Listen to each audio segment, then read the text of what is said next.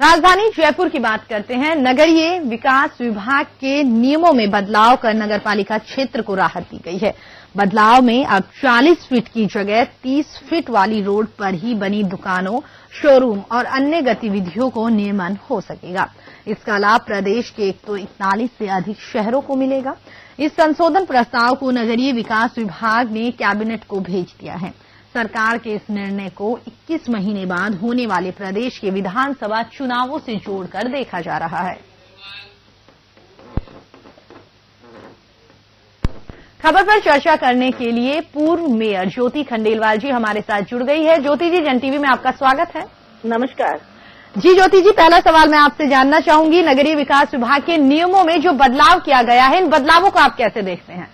देखिए, मेरा ये मानना है कि मास्टर प्लान जिस तरीके से होता है जी, उसमें अगर इस तरीके के चेंजेस अगर किए जाते हैं तो कहीं कह सकते हैं कि हम लोगों से, लेकिन परेशानियां आगे आने समय बढ़ती हैं, क्योंकि अगर छोटी लेन होती है, रेजिडेंशियल एरिया होता है, वहां पर अगर कॉमर्शियल एरिया को किया जाता है तो ना तो पार्किंग की सुविधा वहां पर होती है, ना लोगों की आवाजाही सुगमता से हो सकती है, और थोड़े समय बाद तो ऐसी स्थिति हो जाती है कि एम्बुलेंस और फायर ब्रिगेड की गाड़ियां भी वहां पर नहीं पहुंच पाती हैं। और ऐसे में लोगों की कोई दुर्घटना हो तो उसके लिए जो समय पर एक आपदा राहत के लिए जो पहुंचना चाहिए वो बिल्कुल संभव नहीं हो पाता।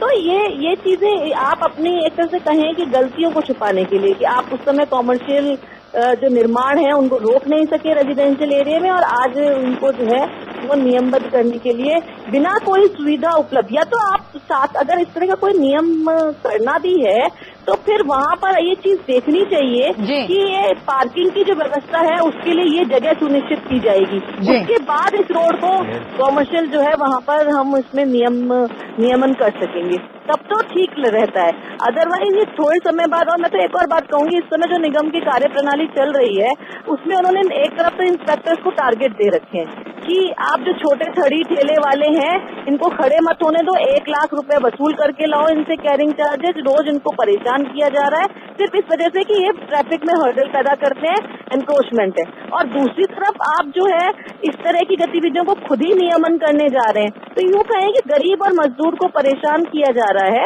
और कहीं ना कहीं जयपुर के इस मास्टर प्लान के साथ कहीं एक मास्टर प्लान बना करके उसको तय करना और उसको इम्प्लीमेंट करवाना, उसको मजबूती से उसकी पालना करवाना, ये जरूरी होता है। ये नगर निगम में बहुत आवश्यक है, लेकिन वो नहीं होता, बल्कि वहाँ तो करप्शन होता है, वहाँ भ्रष्टाचार होता है, और उसके बाद फिर पूरे मास्टर प्लान को चेंज करने की कवायद की जाती है। चलिए ज्योति जी, हमसे जुड़ने के लिए और तमाम चर्चा करने के लिए आपका बहुत बहुत धन्यवाद। हमारे साथ पूर्व मेयर ज्योति खंडेलवाल जी जुड़े हुए थे। जैसा कि उन्होंने बताया, नगरीय विकास विभाग की ओर से जो नियमों में बदलाव किया गया है, उन्होंने कहा है कि ये नियम सही नहीं है। साथ ही उनका मानना है कि 21 महीने बाद जो चुनाव होने वाले हैं उनको लेकर ये नियम बनाए गए हैं।